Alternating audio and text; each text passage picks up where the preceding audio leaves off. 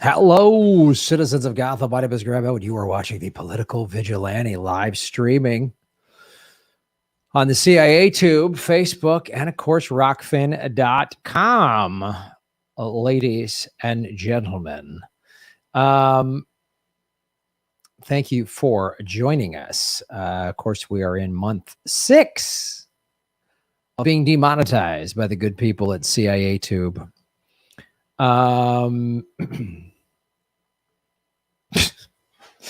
So we're still going. We're at so go to rockfin.com/Graham Elwood and support the show. I've got a couple segments locked in. We're going to talk about the Gulf of Mexico being set on fire by oil companies, the media's reaction to the being bummed out. Basically, the media's bummed out. We're pulling out of Afghanistan. And anything else you guys want me to talk about? Thank you to everybody who's in the chat. Share this out on your social media. MHC, Shave Your Knuckles for Justice. Thank you so much for supporting us at rockfin.com. Welcome back from your United Corporations of America founding day break. Yes, I had a good United Corporations of America founding day break. It was really good. Graham, I wonder if there's a way for the populace of the two Americas to unite like the corporations and elites have. I doubt it. I don't see it. I don't see it happening. Americans are so easily propagandized and so easily fractured off. I'd like to say, oh, we got to unite. I'm just not seeing it. And the left is so easily fractured. You've got gutless crybabies, sellouts like Kyle Kalinske. I mean, there's nothing, there's no movement. There's no nothing. I really don't know what to say.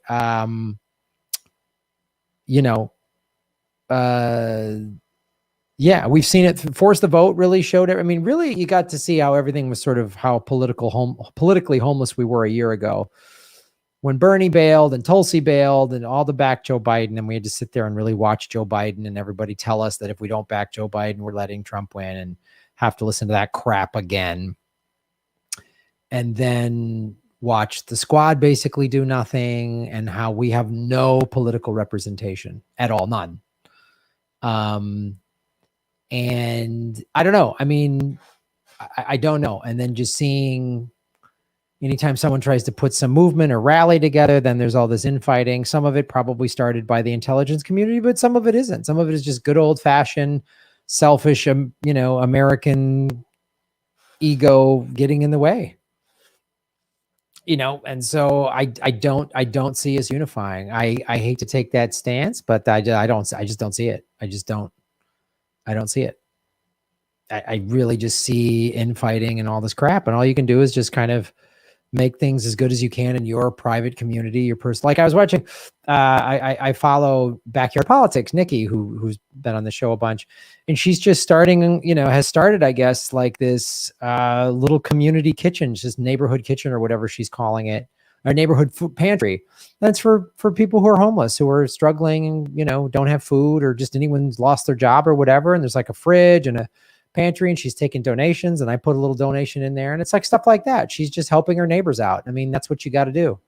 You got to just help your neighbors out, because organizing stuff, I mean, and then people just do this thing. If they make a mistake, they can't own it. Just own this exacerbates so many fights just in whatever, just personal life, dating relationships, work, whatever. Somebody does something wrong and someone goes, hey, that's wrong. And the person doesn't give you a full apology. Then I go, I'm so sorry. How can I fix it? So people double down, and so it keeps happening. And there's no left, there's no movement, there's no, we're all in this together. No, we're not. It's just sort of like, and which is what the ruling class is the ruling class is loving watching, TYT turn on Jimmy and Kyle Kalinske selling out like the punk bitch that he is. And, it's just, there's nothing, and then people fighting on social media and people trying to, we're going to do Medicare for all rallies. And then some, that blows up. It's just, it's really, there's really nothing to do. So just, I don't know.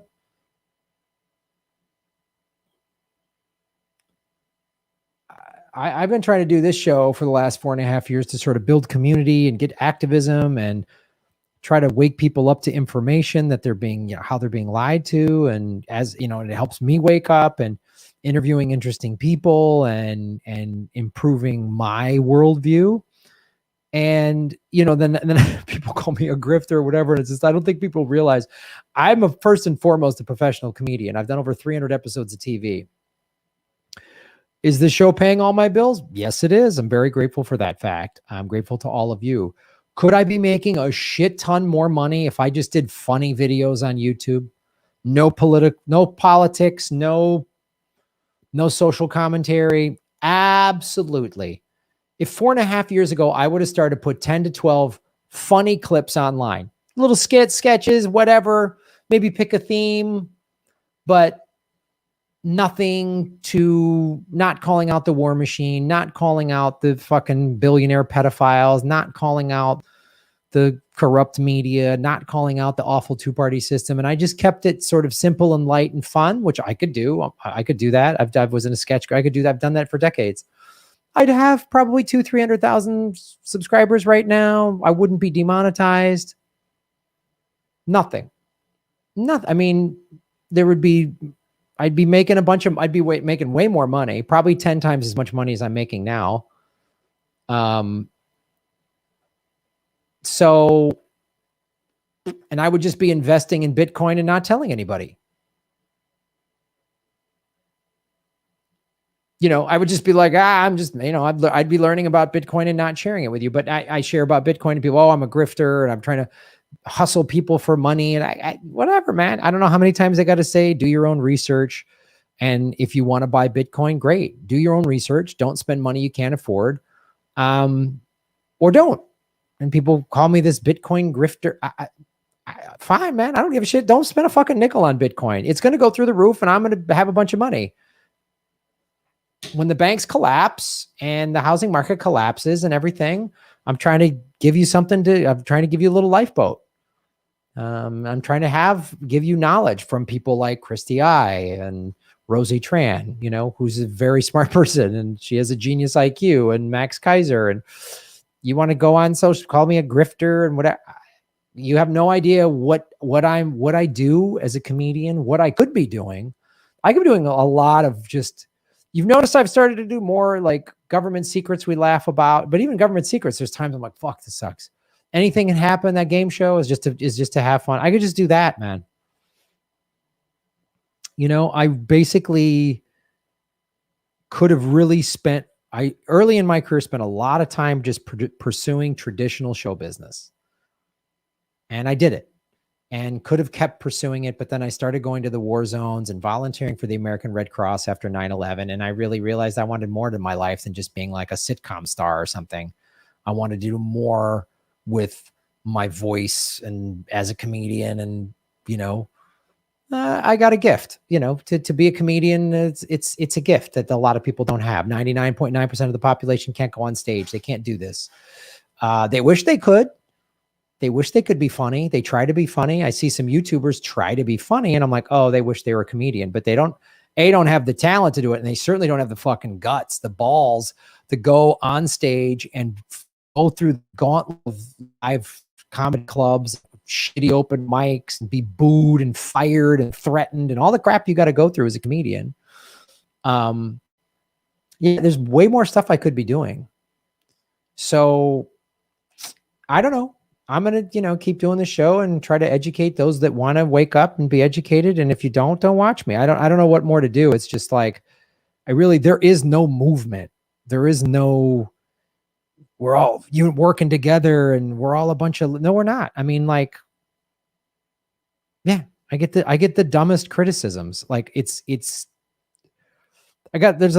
a bunch of you that are really awesome and you get it and you're working and trying to do what you can and you support the show. And I'm so grateful for it. But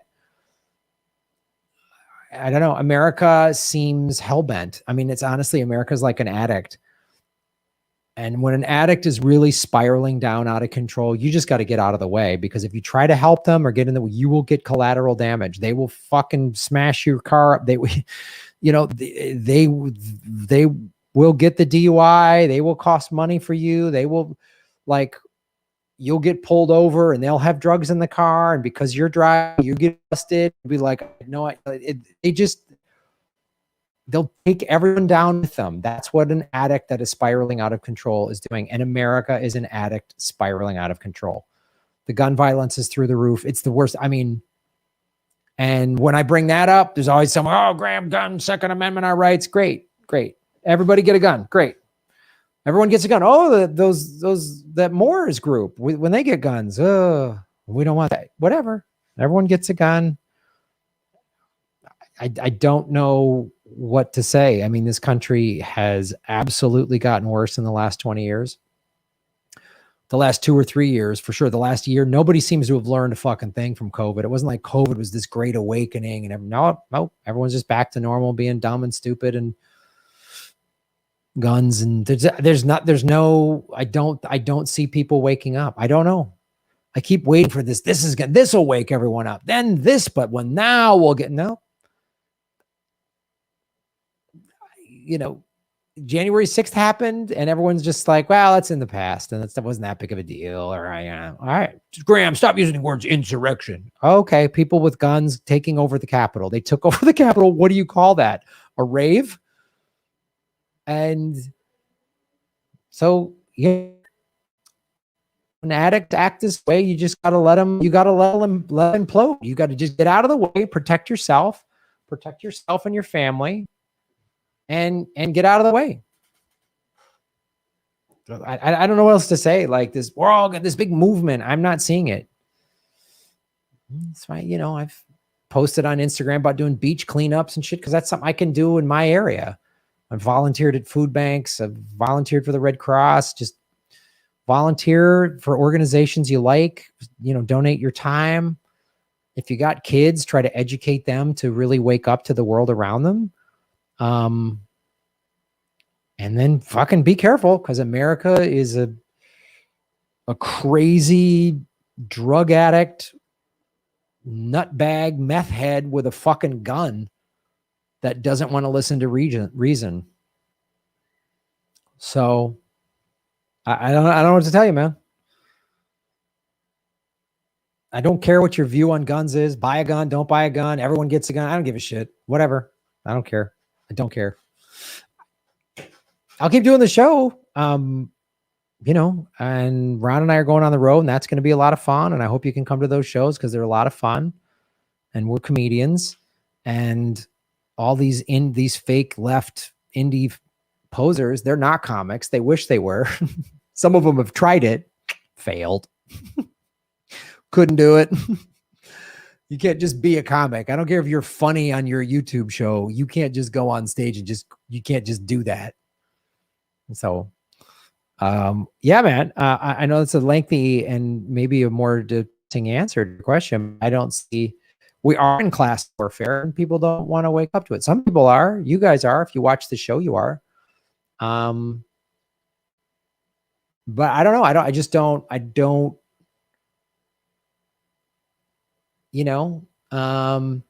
you see how powerful the unification of the left from Bernie. I mean, that's what Bernie did. Like, give him credit for that. There's plenty of things to criticize Bernie about, but he brought us all together. He woke a lot of us up. I was one of them. And I went to those rallies in 2019 and 2020. And even the 2016 was like, all right, cool. And he woke a lot of people up, got a lot of people involved. And then, the machine and just the short-sightedness of selfish Americans will always get in the way. And some of it, again, is from the deep state and this and that, but some of it's just, that's just selfish human beings in general, but mainly the American selfishness is a rare breed of selfishness. And I've dealt with this since high school, like playing team sports. It was so simple. If we all work together for a common goal, we're going to win. If we don't, we lose. I mean, every team I was on with a losing record, people were fighting with each other. Every team I was on with a winning record, everybody worked together. Everyone held each other accountable. People would say that was I screwed up. I screwed up. The teams that pointed, I didn't, you screw up. Those teams always lost. So the indie media left. There's no Vernal. There's no unified voice. There's no movement. There's just people that got in it to make money. Try to be Howard Stern, talk about celebrity camel toes, or try to, audition for MSNBC or whatever. That's what it is. I don't want to be on MSNBC ever. I mean, if MSNBC offered me a contract, I'd be like, okay. I'd make sure my lawyer just make sure I get all the money up front. They're gonna fire me. Make sure even if they fire me, I still get paid. And then I would just use that money to build out and have a fancier studio and do more scripted stuff. But I would tell MSNBC or whatever, be like, okay, but you're hiring, and whatever they told me, no, we want you to do the Graham Elwood that you do. Just tone this down a little bit. I'd be, oh, okay, cool. And I just play ball with however many weeks or months I need to do to get the checks to clear. And then I would just fucking unload and then I'd be fired. I mean, it would be that simple. So, but it's becoming obvious. There's a lot of people in the boutique left, fake left indie media that they got in this for fame and money. And, and when people say Jimmy's a grifter, I was like, Jimmy had a very successful stand-up comedy career. He had 2 Comedy Central specials. He's all the shit. It's just preposterous, and I bet you it's just a bunch of people that wish they could be a comedian. Because let me tell you something. Jimmy can do what Cenk and Anna can do. He can do what Kyle Kalinske can do, but they can't do what Jimmy or I do. I mean, me, Jimmy, Lee Camp, Ron, any full comics. We're real comics. We were comics before we got into this indie media shit. We can all do journalism. It's not that hard. You just have to have, the internet, a search engine and have half a brain, and some integrity. And you can cover stuff, and all the information's out there, as I show you every day on this channel. It's not like hidden. The media just deliberately doesn't cover stuff. And I'm going to show you segments today with that same thing. So we can all do I can do what any of them do. And there's some really fine journalists out there. Aaron Matei, Chris Hedges, Glenn Greenwald. Those people I got mad respect for. Whitney Webb, Elizabeth Lee Voss. We've had them on the show. Those are journalists I have mad respect for. But if I really wanted to do that, I could. And none of them, Kyle, Cenk, none of them can go on stage and make a room full of strangers laugh like I can do, like Jimmy can do, like Lee can, like Ron can do. They can't do it. They can't do it. And I wish they could. That's what they're so mad at. Comedians come in and done their job better than them and calls them out. People cannot handle when they're made fun of. And it's accurate because they're jackasses, So, by the Americas, I meant the 2 continents, not just the USA. Oh, great point, MHC. And thank you for making Gotham great again. To expand on that point, then I would say Central and South America can, I think, even though there's some repressive governments down there and you've got America sanctioning a lot of people. Central and South America, though those countries, even some of them that have they've had oppressive regimes. They've had big revolutions in their lifetime, in the last 50 years. America, they've had war on their soil. They've had government soldiers just fucking rounding people up. So they know what that looks like. And they're more willing to push back. Americans aren't. And then the Americans in the Second Amendment, like it's time for a revolution crowd, be they right or left, they have no idea what a civil war is really like. They have no idea what that's like. And they think it's a video game, or they think it's paintball, or when they go to their local shooting range, they don't understand what it looks like on a daily basis. Gunfire, mayhem, living in PTSD because you're in combat, basically in a combat situation. And then there's just the randomness of just like guerrilla violence, not like the troops coming combat, but just like you're at the store and somebody just blows it up. There's going to be more of that. We've already got the crazy shootings every day. But add that, like, not just random shooting violence, but like targeted, like we're going to get that group. You know, it's going to boil over, and then it's just going to be chaos in the streets, and your electricity is going to go down, and friends and family of yours are going to get killed and raped, and it's going to be awful. Look at what happened in Bosnia, and that was brewing for decades. The hatred in that country between the groups, it was brewing for decades. And when it came to a boil and society collapsed, it was awful. It was fucking medieval what they were doing. Mass graves, ethnic cleansing, which is basically raping young girls of the other ethnic group, raping them with you know, their pure blood or whatever. It was fucking horrific, man. This wasn't some poor third world country. This was Yugoslavia. This was an educated country. I mean, this was Eastern Europe. I mean, so it was savage. It was fucking horrific. So that's what you're going to have. You're not going to the mall because the mall's going to have, there's going to be snipers. And when you go get water, you got to be careful. And if you wear the wrong colored this or that, someone might kill you.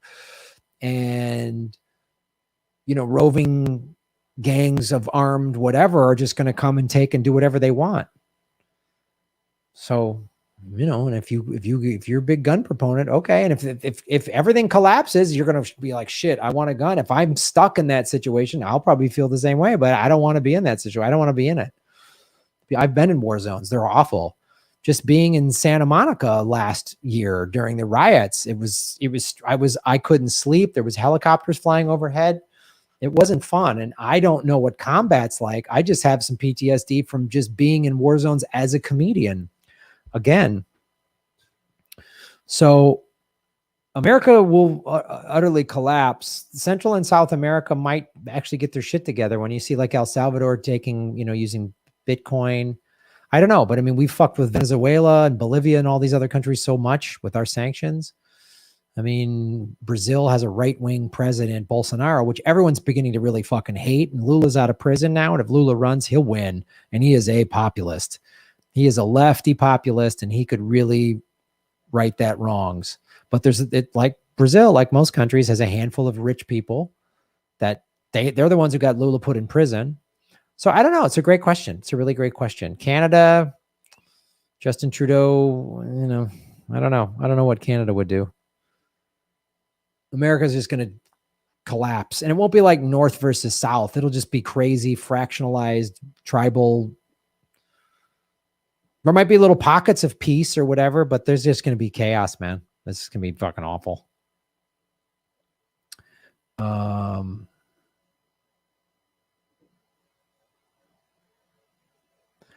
Yeah, Chris Hedges said no agencies left to call on for justice.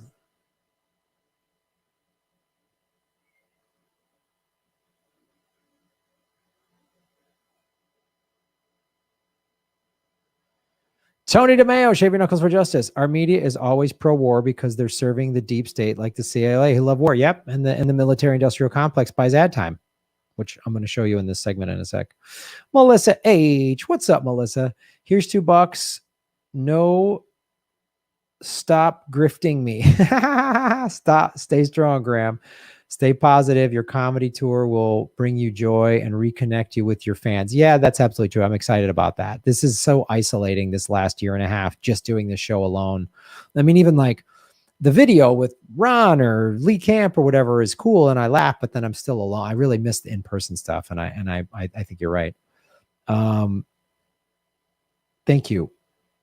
Venetia David. Thanks, Graham and Kate. Thank you. If everyone gets a gun, I'm getting a cannon. Yeah, that's don't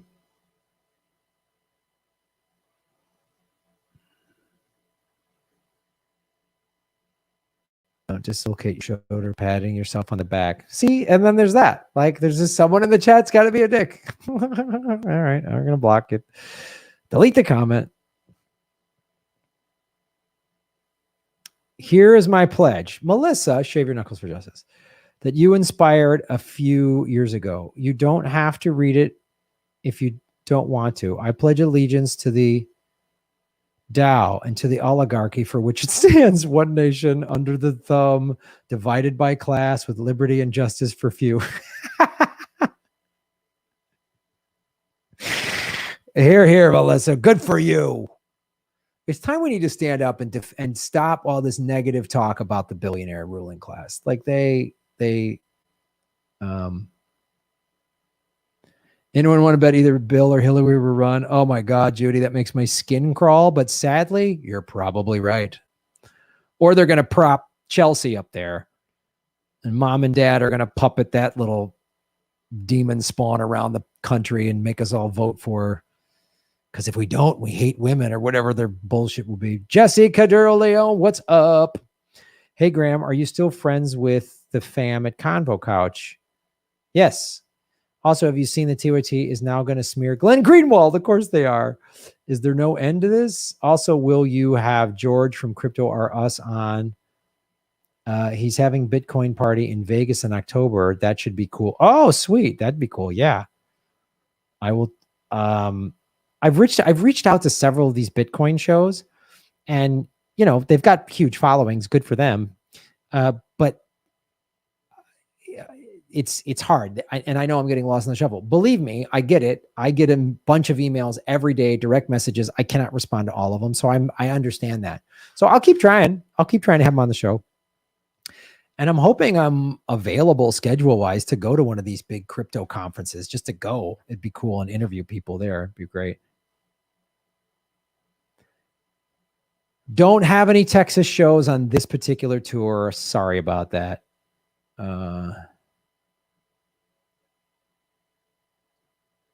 You can't do journalism. I'm not a journalist. I'm a comedian. Yeah, Germany was considered quite enlightened and liberal with arts and education prior to the Nazis. Yep.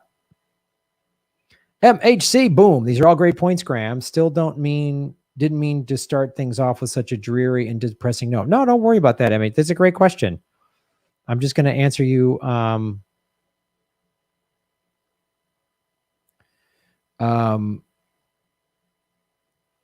Yeah. It's a good question. Don't feel bad at all. It's a good question to have.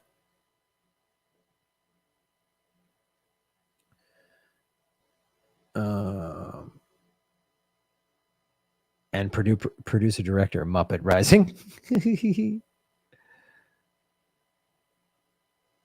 Whether you're a man or a woman, no one should wear a thong at work. Yeah, I know. Yeah. The U.S. isn't too big to fail. It happened to the Roman Empire. It can happen to the government too. Yep. Highly recommended Glenn's system update on TYT Jimmy Dore War. Glenn lays it all out, and this should be shared with all your liberal friends. Yeah, I know. It is great. Maybe I'll show that. Hit the like button, ladies and gentlemen. What do we got? 215 likes. All right. 391 people watching. And then a bunch of people watching over on the Rockfin. Hit the like button wherever you're watching.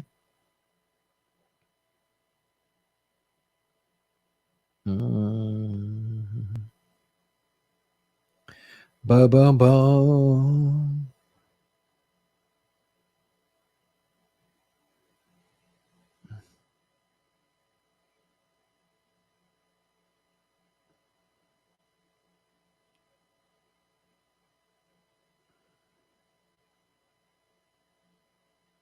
Have I heard Genocidal Humanoids by Swat? No, I have not. Hello from Pakistan. What's up? Thanks for watching our show.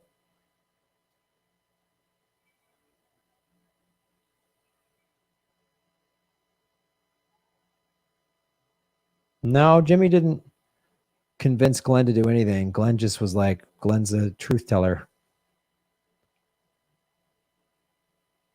You see there are now Bitcoin ATMs where you can put in cash and get Bitcoin. Yes, I have seen those. Certain states make you like put your info and whatever in there, depending on each state has different rules on crypto, but yeah. What's up? What's up? I'm after Carzy. How's everybody doing? All right, let's do it. Let's do a segment.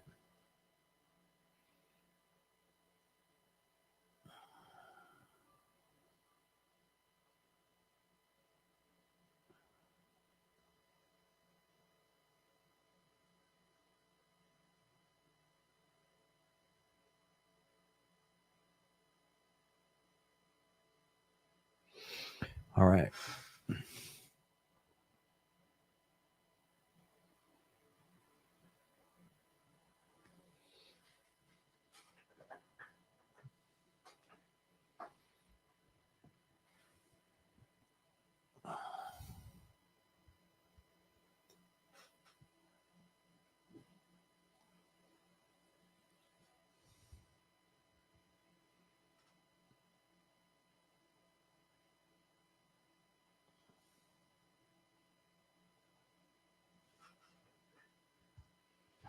Hold on, everybody.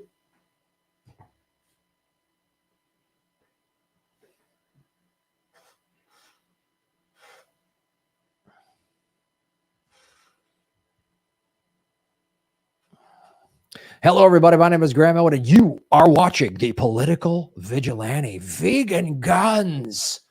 I'm pushing my veganism on you. Graham, stop pushing your veganism on us. I'm forcing you all to be vegans. I love when I get told, Graham, stop pushing whatever. I assume if you're watching my show, you have a brain and can make your own decisions. If you're watching MSNBC and you believe what they're saying, I think you do not have a brain. Because MSNBC is literally, I'm about to show you, they're bummed out we're pulling out of Afghanistan. They're sad. The war, we've been in for 20 years, that war, they're sad.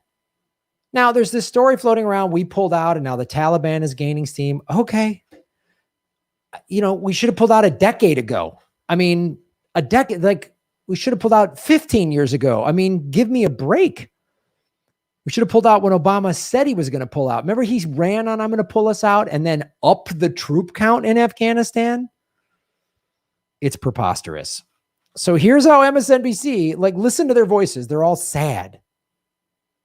Joining me now, NBC News Chief Foreign Correspondent Richard Engel in Kabul, Afghanistan. Richard, you know this better than anyone. I mean, first of all, when the president says that they're going to have their Air Force do the job, we know that without U.S. contractors, replacements, spare parts, repairs, a lot of that is at stake. And that's for the Air Force. What about the ground forces? The Taliban advancing as we speak. So some of the units of the Afghan security forces are starting to collapse. And you mentioned a clip from General Miller in which he talked about the rapid loss of district centers. What has happened is a lot of these district centers, which are effectively local government centers, are simply being handed over to the Taliban. The Afghan police or tribal forces, or in some cases, regular Afghan army, are walking away.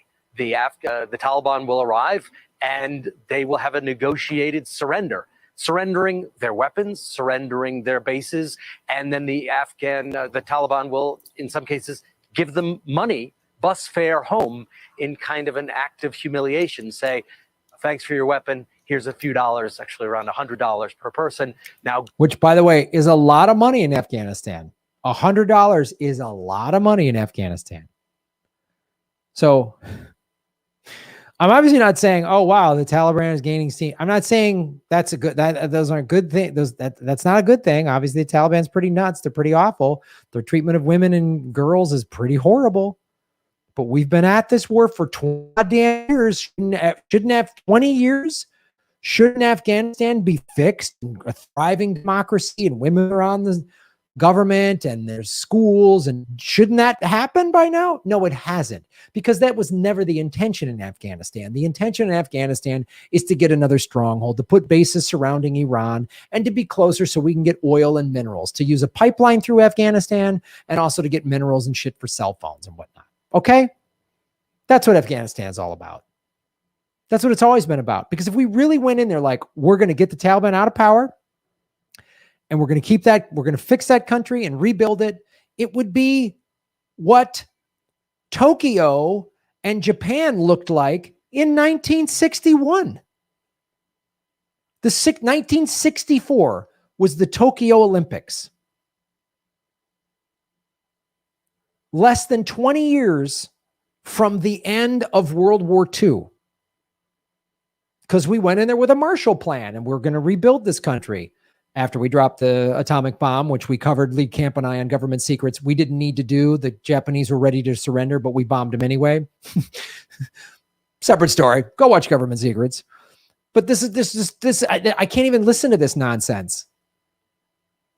And it's always this like, oh, if Trump pulled out, they would be screaming Trump is destabilizing the region. Biden pulls out and they're sad. Either way, Republican or Democratic president pulling out, they don't like it because they make a lot of money from it. I'll show you in a second. And also let's be careful now. Oh, Taliban's picked up steam, so maybe we got to send troops back there at 12 months from now. They're going to keep playing this story. Taliban's taking up steam. It's getting worse.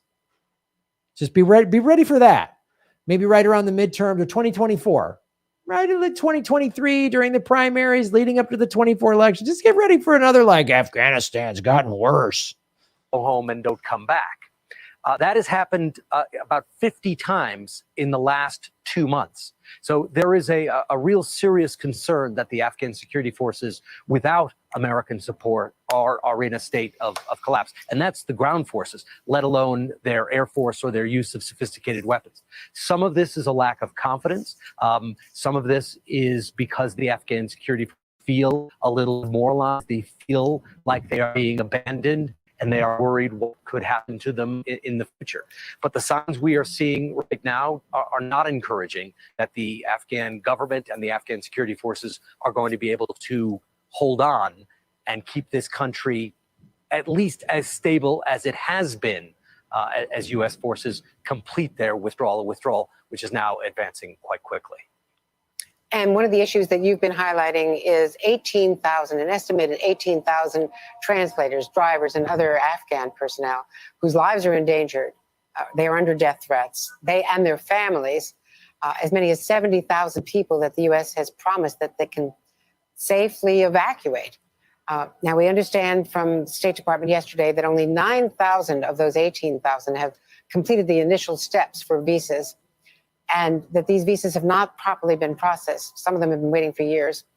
I pressed the State Department spokesman when he said that we have an enduring commitment to make. Have we heard this before? Is this awful that these local Afghans that help the U.S. military are now getting targeted? Yes. But what created? This is what drives me nuts. They're never saying, yeah, we never should have been in here in the first place. We should have, if you want to make the case, oh, all right, that they were giving Afghanistan was giving safe haven, safe harbor for the 9/11 bombers. We went in there, boom. All right, great. That's your justification. Fine. Then build the country up and make it this thriving democracy now. But this incremental crap and this just never-ending war thing that Bush kept going, that Obama kept going, and Trump kept going. Trump and Obama ran on, we're getting troops out of there, and didn't. Okay? So they act like, but this is what we do. This is what America does. We get ourselves tangled in the wars we shouldn't. But we did the same thing in Vietnam, by the way. Went into that war that we never should have been in, stayed in there too long, spent all this crazy money, lied. We know, thanks to the Pentagon Papers, that it was a lie, thanks to Mike Gravel reading on the floor of the U.S. Senate, that the American people were lied to. And did local Vietnamese that helped the U.S., did they get targeted? Yeah, and that's awful. Because we went in there and lied to them. We never should have been there in the first place. We've been in Afghanistan for 20 goddamn years, and they're still acting like, boy, I don't know. But no one, are they going to say, well, at least now we can save money and spend it on Medicare for all? These are the same people that say, how are we going to pay for Medicare for all? I don't know. Maybe not spend $2 trillion in Afghanistan over 20 years? Maintaining a diplomatic presence there. Let's watch. This is Ned Price. Oh, great. What's this idiot going to say? It is absolutely not the case that we intend to abandon Afghanistan, that we intend to. You can just tell when a guy's lying, right? We have no intention of abandoning. Hey, Afghan people, run for the hills, man. Get out of there. Do what you got to do. Get yourself safe, because the American government is going to bail and abandon you, which is what they always do. Now, the dummies at Fox are going to go, oh, we're leaving. We're going to make America unsafe. No, we make America unsafe by continual war and bombing the Middle East. We've created more terrorists with our drone strikes. If we did what like China is doing in the Middle East and Africa, China just spends a bunch of money to gain favor. They just spend money. That's what America could be doing. We could be like, oh, wow, Afghanistan is now, we helped build their infrastructure. Oh, now they got a World Cup team. The soccer is huge in the rest of the world. It's huge in there. Imagine if that was part of the goal of rebuilding Afghanistan, was that we're going to get soccer teams going. We're going to spend money on football stadiums to get soccer, like a national team, local, and get everybody excited about sports rather than fighting each other with the Taliban. And we're going to give money in schools and infrastructure. They're going to say, oh, the Taliban, no. Are the Taliban evil and some of them evil and crazy? Of course. But gee, how did the Taliban start? Did they just a bunch of crazy guys start their own gang called the Taliban? Or did America arm the Mujahideen in the 80s to fight the Soviet Union? And then once the Soviet Union left, America left. Gee, does this sound familiar? Watch the movie Charlie Wilson's War. We abandoned the Afghanistan. We have Afghanis. We abandoned the Mujahideen. Did we come in after the Soviet Union left and pour a bunch of money into Afghanistan to build it back up and make it a part of the international community? Nope. We just split. And there was like a 70 or 80% illiteracy rate. We left a bunch of weapons there. And we let, Islamic fundamentalists run rampant because we didn't give them any options. Read the book, The Kite Runner. It's a fictional story, but it's set against the backdrop of Afghanistan. You abandon a country and there's mass poverty. Gee, extremists take over. Sound familiar? That's happening in America. We've abandoned the working class in America, and extremists are taking over. This happens all the time. We've abandoned Afghanistan. This is now the second time we've abandoned Afghanistan. We went in there, got it all messed up, and abandoned. Imagine if we would have stayed after the Soviets left and going, we're going to just spend money and we're going to bring in businesses and we're going to get the schools and the roads and the infrastructure of Afghanistan. It would be like Kuwait or something. Kuwait I've been to Kuwait numerous times, a rich country. They got a lot of money. They got oil. Afghanistan, I don't know if they got oil, but we could have put money into them to have a local economy. Nope. We abandoned them in the late 80s and we're abandoning them. What is that? 30 years later?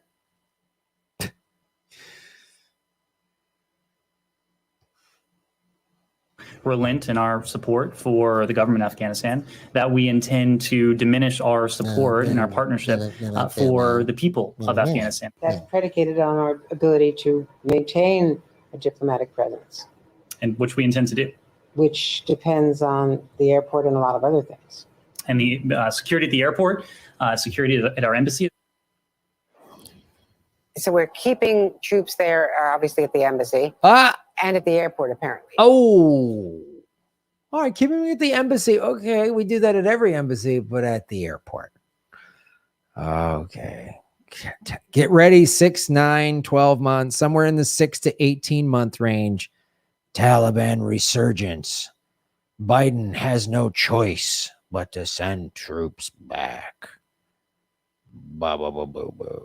Get ready for that. Meanwhile, Americans are starving and don't have insurance and keep dying because they don't have insurance. But we got money for war. Some smaller number.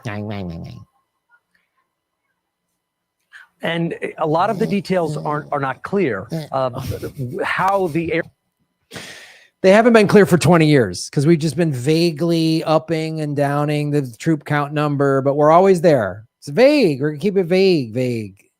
airport is going to be secured.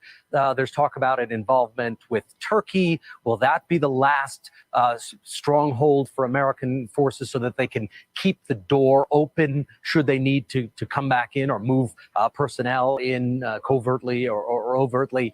But a lot of what is happening here is not happening publicly, and I think that is also one of the factors that is creating such concern among the Afghan government, among the Afghan security forces, because they really don't know exactly what is going on. The White House, President Biden today made it very clear he doesn't really want to talk about Afghanistan.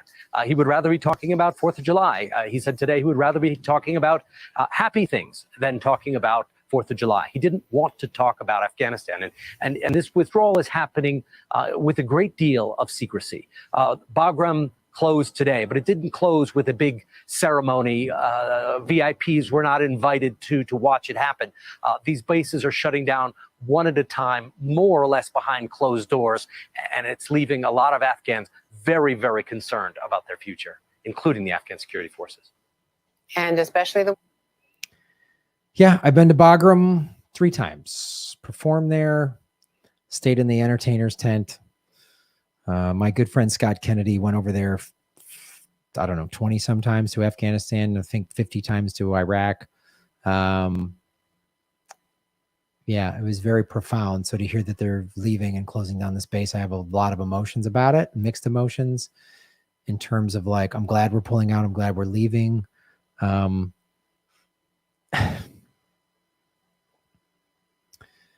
It was a once in a lifetime opportunity. It was a life-changing experience, but I got to see war firsthand and, you know, got to see regular working class Americans get sent to war so that billionaires and defense contractors can profit. And a lot of people went over there thinking they were fighting for a just cause. They were told they were fighting for a just cause, and they've just been lied to, man. I'm just so sick of Americans getting lied to, and American sons and daughters going over there, you know, and trying to do good work. I met so many people, officers, enlisted people, like men, women, like we're really trying to do good work. We're finding water wells for this village, and we're trying to run security so girls can go to school and like stuff. You're like, wow, that's important. But then we just half it, and it's not, we don't really do it. If you were sitting there going, you know, we went to Afghanistan and we're leaving now, and it's amazing. There's women in government. They have schools. They have thriving cities. There's so much more equality there. There's a thriving economy. The Taliban has been completely diminished. They're not even in existence. It's the local government's great, but we didn't do that because that was never the goal. Was never to help the Afghan people. The goal is for money and power and strategic geographic presence so that we have, I mean, look at a map, Afghanistan and Iraq. We got so and the women and girls who've been able to be educated over the last 20 years under American leadership and don't, as you pointed out this morning on the Today Show, don't want to return to the Middle Ages. No, this is 20 years, and you have to think of this as been not just 20 years, but a generation. The average age in Afghanistan, the median age, is 19 and a half. So most people in this country have been born under the American presence here. That includes women, that includes girls, that includes all these young people who have a different kind of expectation. And they don't want to go back to living under medieval Taliban rule by any stretch of the imagination. But they feel powerless right now as this militia group, which has been fighting against the United States for 20 years, and has gotten better at fighting by sharpening its knife against American armor for so long. So he just said it unknowingly. We've helped get the Taliban get better. That's what he just said. That's what he just said. So that's what we've done over the last 20 years. Spend trillions of dollars, waste resources, money, people's lives, but we've helped the Taliban become better fighters.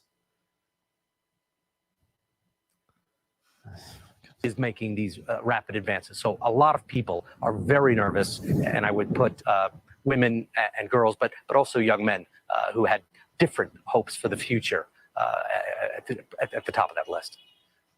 Any interviews with any locals? We're just going off this guy's word. Okay. Seems fair. Richard Angle, your extraordinary reporter for many, many years there. Thank you very much. No more. Oh. Why is NBC so downtrodden about war? Is it because they get a lot of ad money for war? Raytheon.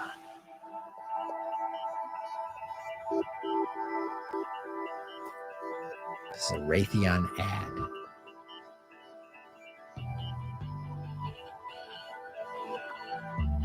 Cool technology, future. Exciting. Yeah. We see these beautiful pictures at night from the decks of these two U.S. Navy vessels. It's Brian Williams like having an orgasm over American rockets going to kill people rather than being spent on schools I or am tempted housing. to quote the great Leonard Cohen, "I'm guided by the beauty of our weapons."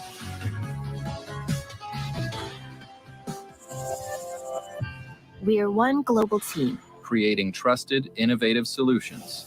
to make the world a safer place. No, you make it less safe by bombing the shit out of people. Raytheon, with all that money and technology and all those cool shots and all those lasers running around, but could be like fixing climate collapse. Nope. Nope. But at least the Secretary of Defense was on Raytheon's board of directors and got in the neighborhood of about $1.7 million in a severance plan. So, boy, it's not like he has a conflict of interest to keep war going so that Raytheon makes a profit. But all wars are for profit. Afghanistan war cost more than $2 trillion and 240,000 lives, report finds. By the way, this was in the Military Times. This isn't from some Code Pink website. This is the military's own report. So I would guess these numbers are a little low. 240,000 lives. The American may be like, but only a couple thousand American soldiers. Right, because American lives are more important than other people's lives. We go to countries and blow those countries up and kill men, women, and children and destroy people's lives, but their lives don't really count as much as an American's life count. What else also isn't in here? The 22 vets a day that commit suicide, some of whom served in Afghanistan and have PTSD as a result of it and have been abandoned by their government.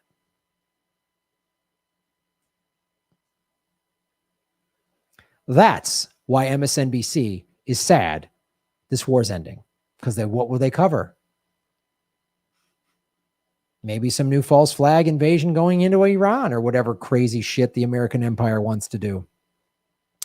Thanks for watching our show, folks. I got tour dates. Go to GrahamElwood.com. These are our tour dates starting in September. The West Coast and the Midwest and the East and the Southeast and the South we're doing. Ba-boom. Go to GrahamElwood.com to support the show and come to a live show. They're a lot of fun. And of course, go to patreon.com/GrahamElwood and rockfin.com/GrahamElwood. Thanks for watching. Shave your knuckles for justice. Boom.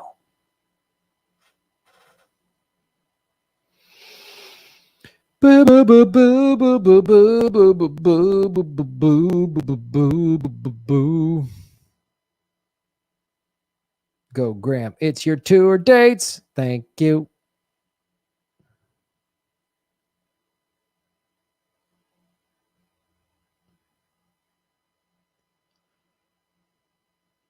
Thank you, everybody. We're on the rock.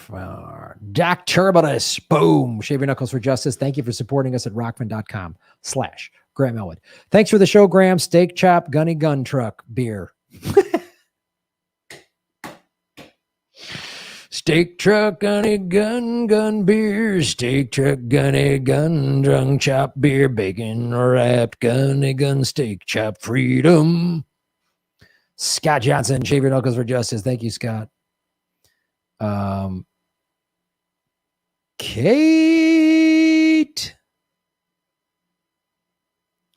Oh my God, this is so sleazy and misleading. The U.S. is literally hiring private security contractors to stay. No accountability. Our tax dollars at work. Yeah, shit. That's right. Totally. God, I forgot that. That's a great point.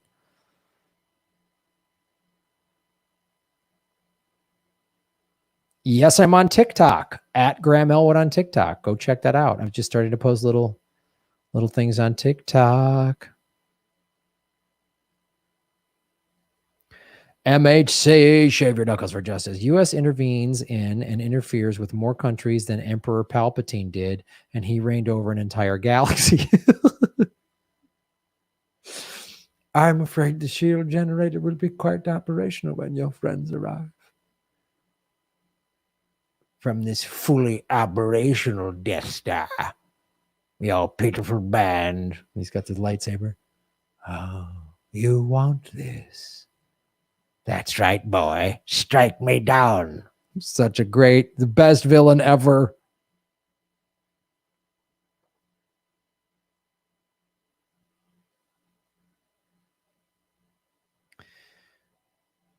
I yield theater calling tickets and ticks for important contributions to the media landscape to uphold broader spectrum. I don't know what that means. MHC, on the other hand, the Raytheon ad did use the word innovative. It did. It got you kind of excited when you hear innovative and lasers and lights go flat. That sold me.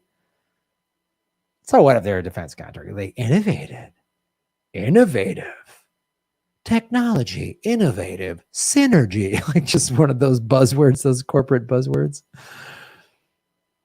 Hello, Alexandria. How are you?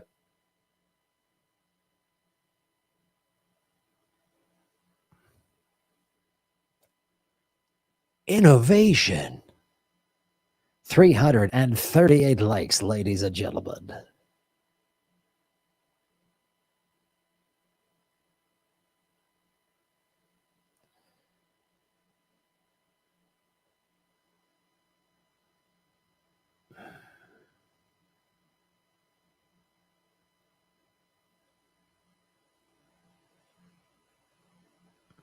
Take it and strike me down, your journey to the dark side will be complete.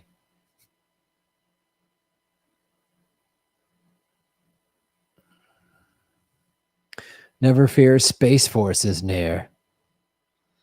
Thank God we've got Space Force.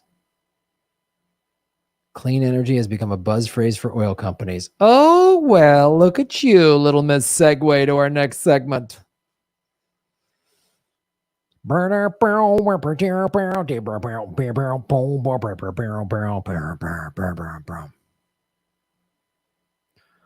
channel has been demonetized.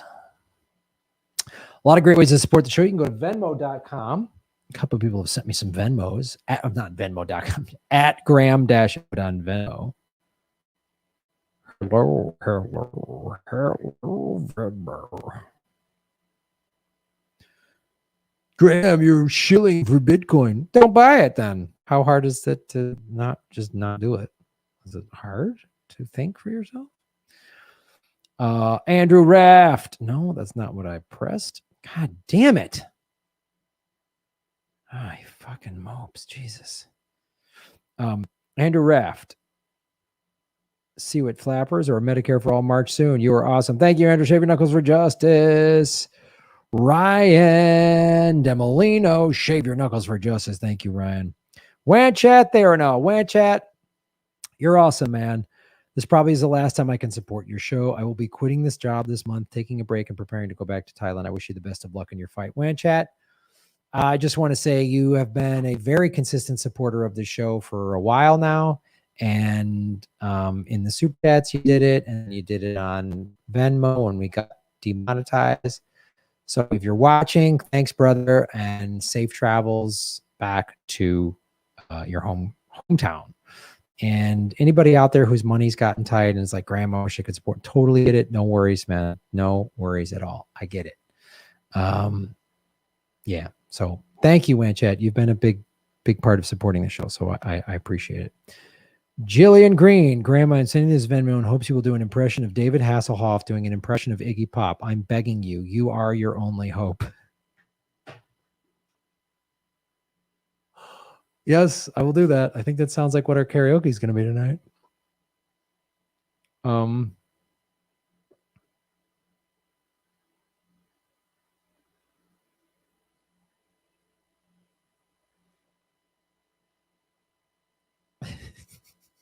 I think you and Lee should make Nessie Mayer plushies.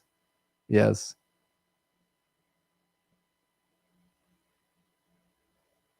UFOs come in peace. The U.S. will demonize them. Yeah, we'll probably just shoot at them. They're different. Boom, shoot them. Gunny, gun, gun.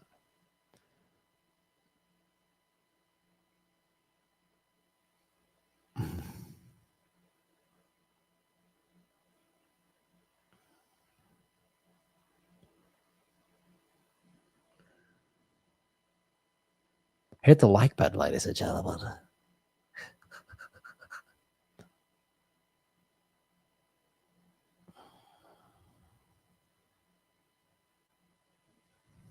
All right. Next segment. Oh boy. Oh, I need to close some apps. The robots are getting.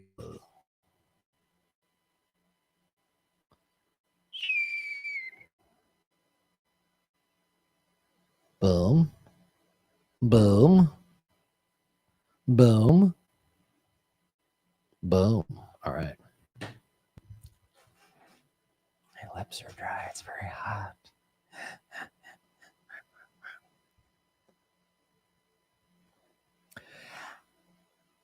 Hello, everybody. My name is Graham Elwood, and you are watching The Political Vigilante. We're making Gotham great again, even if Gotham doesn't want to be great. Gotham seems like it doesn't want to get better. Oh, man. We talk about the environment a lot on this show. Why? Because it's collapsing. Why is it collapsing? Because, oh, I don't know. Oil companies are setting the ocean on fire. Wait, what? Ocean on fire. Flames erupt in Gulf of Mexico after gas pipeline ruptures. I don't know if you saw this over the weekend, but this is what happened.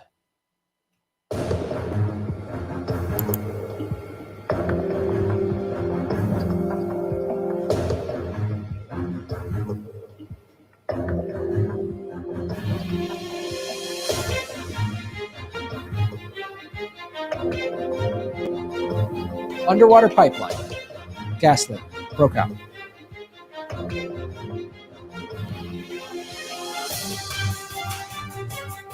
How crazy is this? The state oil company.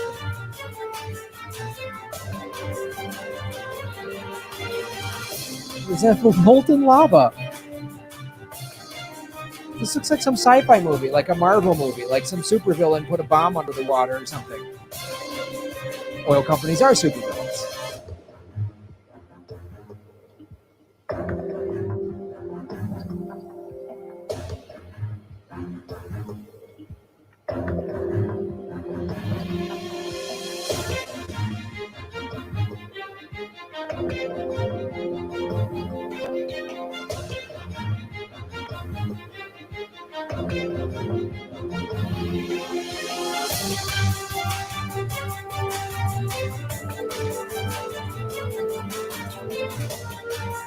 Well, the company's going to investigate the cause of the fire. I'm glad the company that started the fire is going to investigate the fire.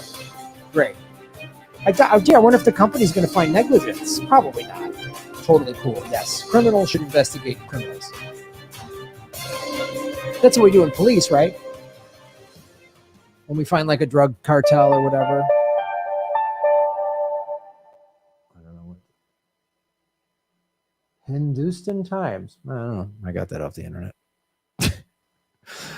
Yes, we just broke up a big drug ring, but we're going to let the drug cartel investigate itself. I think that's a great idea. I think it's a great idea because it's not like the climate. It's not like we're having like record temperatures or anything like that. Oh, Jesus. Oh, who put that up there? Hundreds dead throughout the Pacific Northwest, British Columbia, in a once in a millennium heat wave. So just this past week, like literally temperatures 110, 117 degrees in Oregon and Washington and British Columbia. That's horrifying. Yeah, that's the term we want. Horrifying. What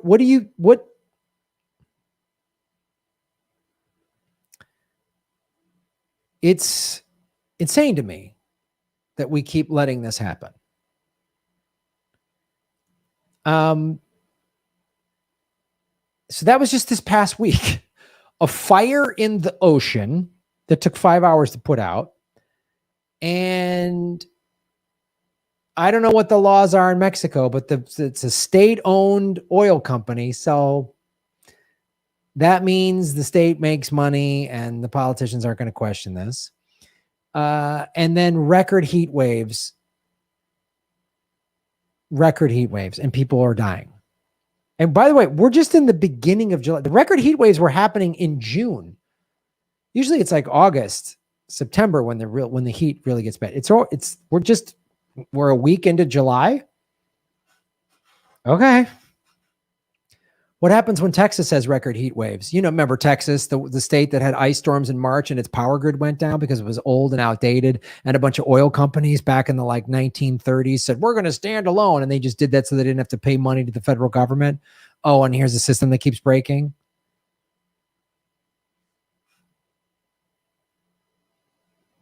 Nearly 15 years ago, Hurricane Ivan plowed across the Gulf of Mexico and triggered an oil spill that is still leaking. CBS News is the first network to gain access to the site of the longest continuous oil spill in American history. Here's Omar Villafranca. Captain Rick Januzzi took us to where the Taylor oil rig once stood. Wherever it looks smooth, that's all the sheen. From the air, that sheen is visible for miles, even from space. We are about 15 miles from shore on top of where the oil is coming up. And not only can we smell it, you can also see it. In 2004, Hurricane Ivan destroyed the MC-20 oil platform operated by Taylor Energy. The company has spent over $400 million working alongside the U.S. Coast Guard to contain and clean up the spill, which Taylor estimates has been leaking at a rate of about 10 gallons a day for years. 10 gallons a day for years. This story came out in 2019. I've covered this before. Why am I bringing this up? What if this underwater leak that caused a fire happened near this leak?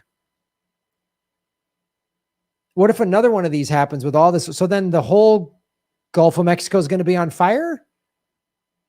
And we're going to still go, yeah, we need oil. We need oil company. We need oil. We definitely need oil to keep oil going.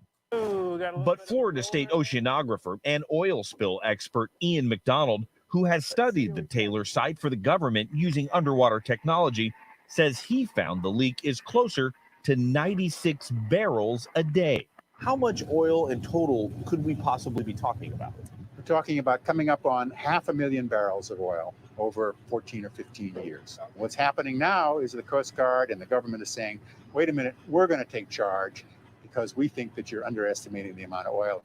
In a statement to CBS News, the company said Taylor Energy is raising the alarm about the junk science the Coast Guard is now using to justify activities that could destabilize the site. The Coast Guard is now working with a private contractor to cap the well and will demand Taylor Energy pay the bill. But Taylor has pursued legal action to block the containment. Until the leak is stopped and the courtroom battle ends, we won't know what kind of impact this oil spill has had on the marshlands and the fish and wildlife here. Omar Villafranca, CBS News, Port Eads, Louisiana. What a bunch of assholes. They just don't want to accept responsibility. So we don't believe the Coast Guards, but it's just, I hate that. I hate that. You're wrong. You screwed up. We're going to take responsibility. We're going to argue it. We're going to go to court. I hate people who just can't own it. TYT, Chank, Kyle Kalinske. I hate that. Just own it. You screwed up. Just own it. Imagine if that happened. If the fire happened over where this is happening. They're in different parts. The Gulf of Mexico is obviously very large, like thousands of square miles.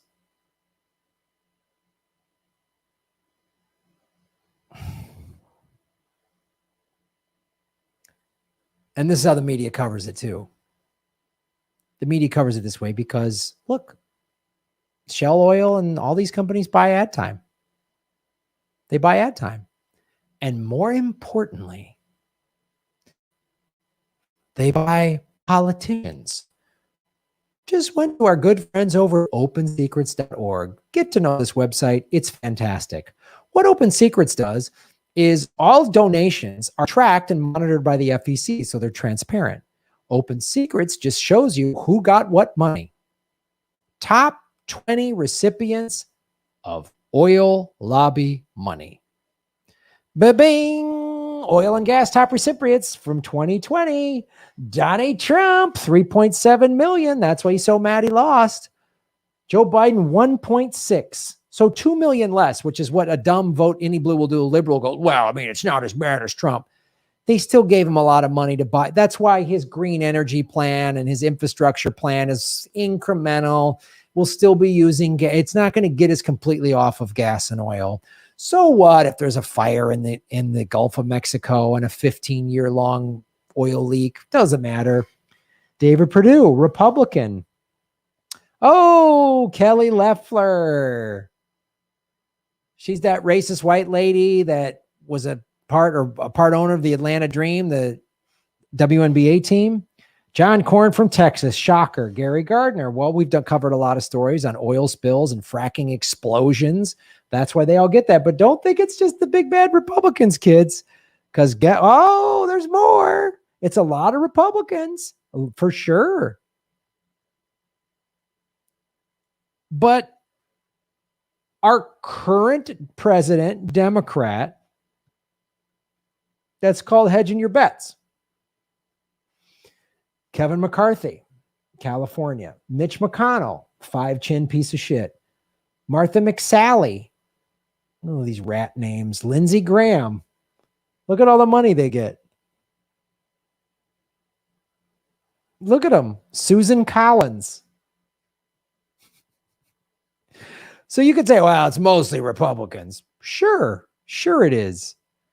But Joe Biden, 1.6 million.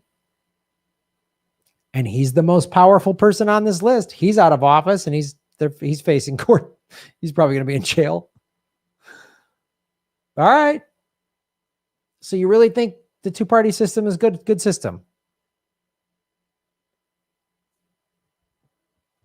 Why isn't the corporate media just screaming about this? Here's why.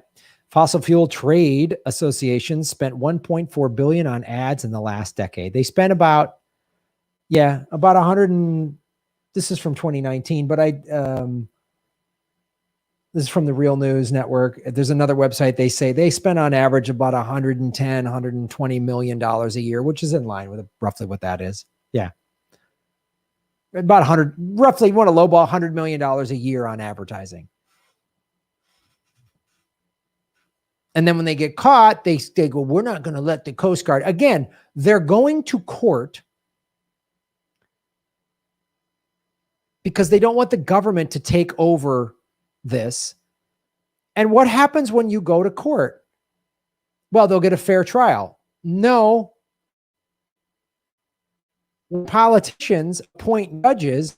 And remember Trump, all of those evil Trump appointed judges, Democrat-controlled Congress rubber stamped all of them. They could have blocked them. So you want to look at this and just see, oh, well, the Republicans get more from the fossil fuel industry. Sure. But the Democrats have been rubber stamping Trump judge appointees for the 4 years he was in office. So that means when these things do go to court, who's the judge? Somebody who's on these people's payroll. And then the media gets this kind of money. So then the media, you see how it's one big scam? But I like watching the corporate media because it got me so excited to get a bacon rack gun truck beer. Yeah, look at that bacon wrapped gun truck steak beer. Yeah, so what if both of your parties are completely corrupt? What about jobs? Yeah, we could be putting millions of Americans to work making green energy right now.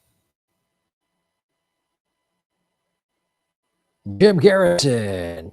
Boom. Are you going to come back to Louisiana, Stan Graham? Missed it last time. Right now, Jim, it looks like no, we weren't able to get a New Orleans.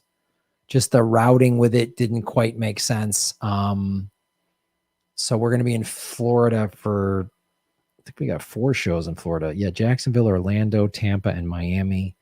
And then we go up to Hotlanta. So yeah, we're not going to make it. We wanted to do like New Orleans and Pensacola, but we just couldn't make it work. We're doing like 20 some cities in 3 weeks, you know.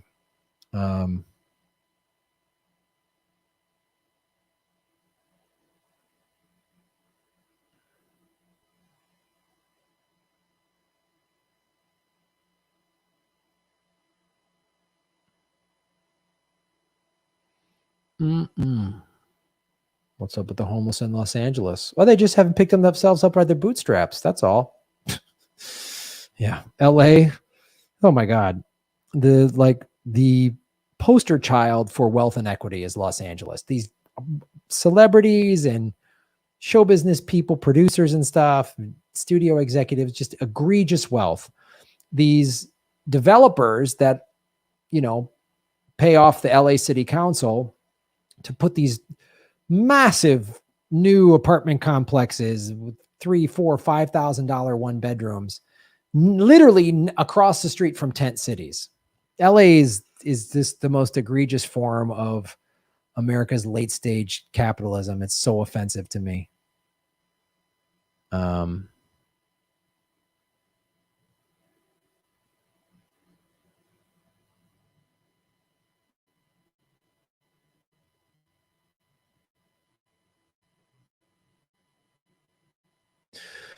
You can do the semantic thing all you want. It's a goddamn insurrection. That's what I'm going to call it. You don't want to call it that? Fine. It's a fucking insurrection. It was coordinated. Sure, the FBI was involved, but it was still people with guns. It's an insurrection. You can't have people climbing on the walls of a building and say, it wasn't an insurrection. Some of the guards opened up the gates.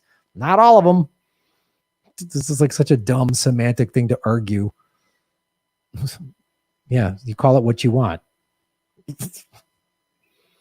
Jeffrey Dahmer wasn't a cannibal. He was a foodie.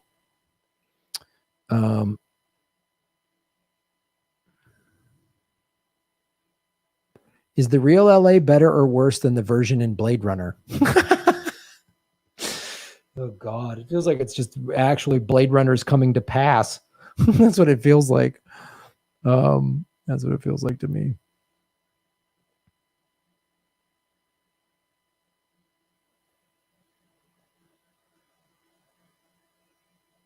Yeah, San Francisco's gotten really bad too. Part of what I'm going to do on this tour is, you know, I'm just going to have my phone on my camera and I'm going to just shoot what driving across the country is like. We're driving to a lot of these. We're flying to a couple places and we're driving to a lot of them. Might take the train a little bit, but we're really going to see a large portion of the country. And I'm going to document it. I'm going to try to talk to people after shows and talk to people on the streets and talk to Ron and yeah.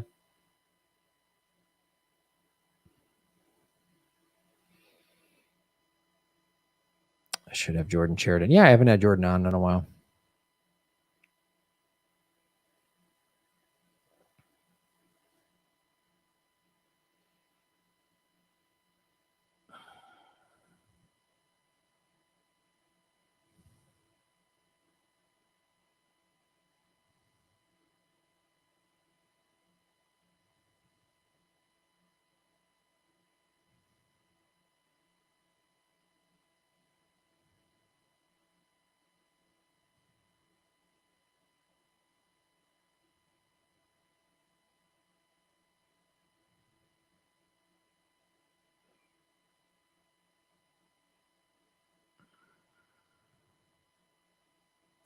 All right.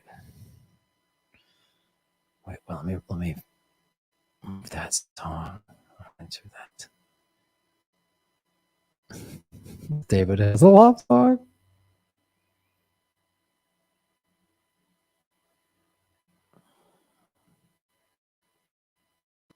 Here we go.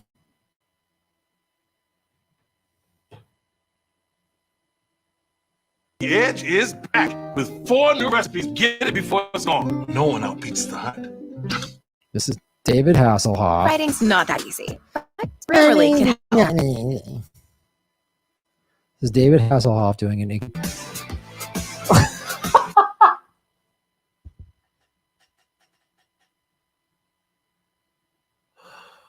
Okay, I got to do David Hasselhoff singing The Passenger. This is for you, Jillian Green. Fuck, I gotta find the passenger. They're gonna find the passenger karaoke. Oh my god.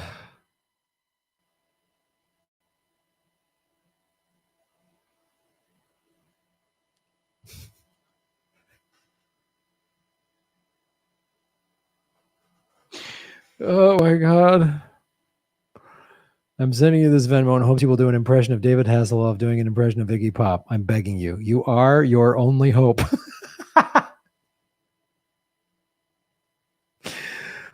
Okay, Jillian, this is for you. This is how we're ending today's show.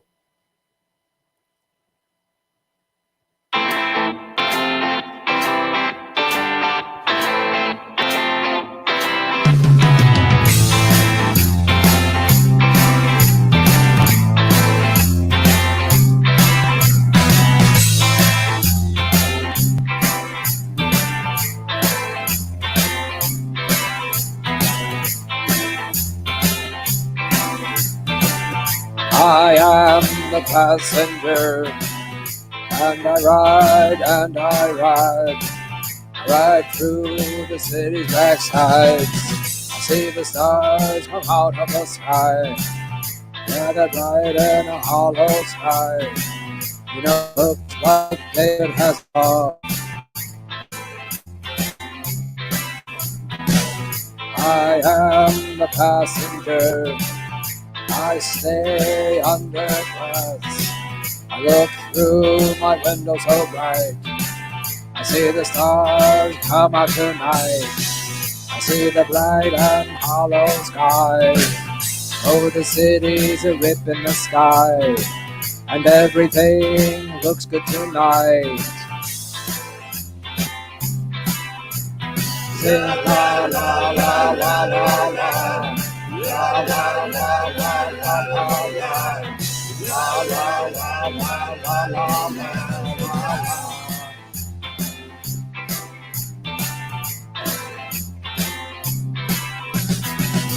Get into a Baywatch car. We'll be the passenger. We'll ride through the city tonight. We'll see the city's ripped back sides. See the bright and hollow sky. We'll run with the shirts off on the beach. The sky was made for us tonight. I've got fake boots.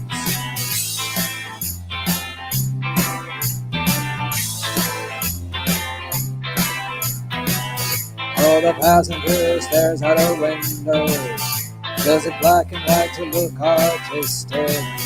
Oh, the passenger, he rides and he rides, and he rides and he rides. He looks through his window. What does he see? What does he know? He sees the stars and hollow sky. He sees the stars come out at night. He talks to his car, it's called Kit. The voice is from Magnum PI. Everything's made for you and me. All of it was made for you and me. Cause it just belongs to you and me. So let's take a ride and see what's mine.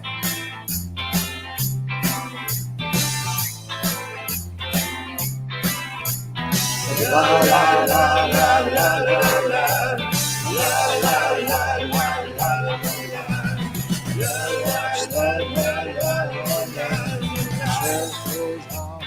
I'm welcome. Oh, the passenger, he rides and he rides. Rides and he rides. He sees things from under glass. He looks through his window's eyes. He sees the things he knows are his. He sees the bright and hollow sky. He sees the city asleep at night. He sees the stars are out tonight. It is yours and mine. It is yours and mine. So let's ride and ride and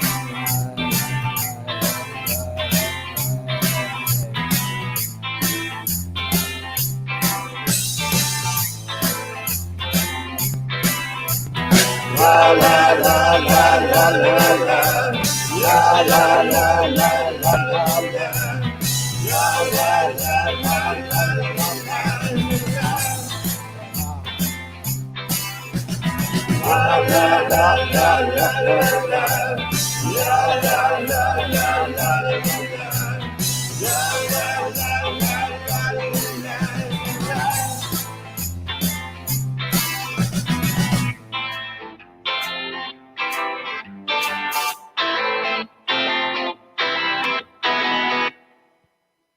Don't hassle the Hoff.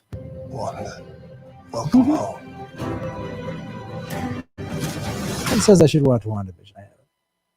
Thank you, Julian, for sending us that fantastic recommendation to David Hasselhoff doing Iggy Pop. What's up, Cat B? How you doing? Who needs more than 2 chords? Am I right? Oh my God. So fun.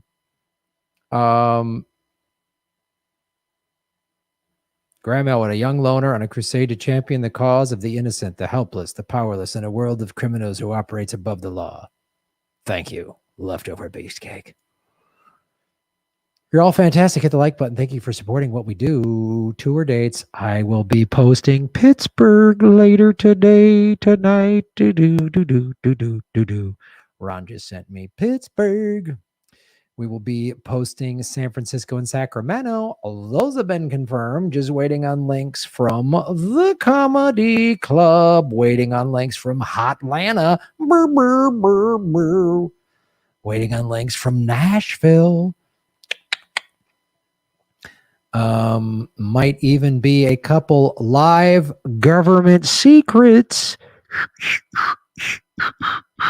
One in New York, one in LA. Book it. Getting those locked in. Getting that dialed in. Good.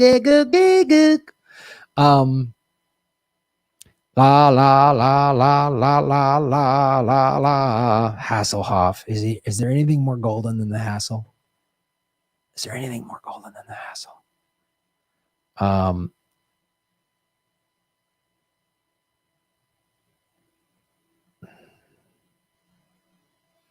Don't worry, we will be announcing Portland and Seattle. We're putting Seattle. We got Portland. We're working on a venue. It's starting to come together. We've already got Tucson. We've already got Tempe booked, locked in. Detroit, Chicago. They're coming up. They're banging. Go to the website. Get the tickets. Don't hassle the off. Don't do it. Don't do it. MHC. If the Gulf of Mexico ends up on fire again, maybe the karaoke segment can feature Ring of Fire and Granny Petrol.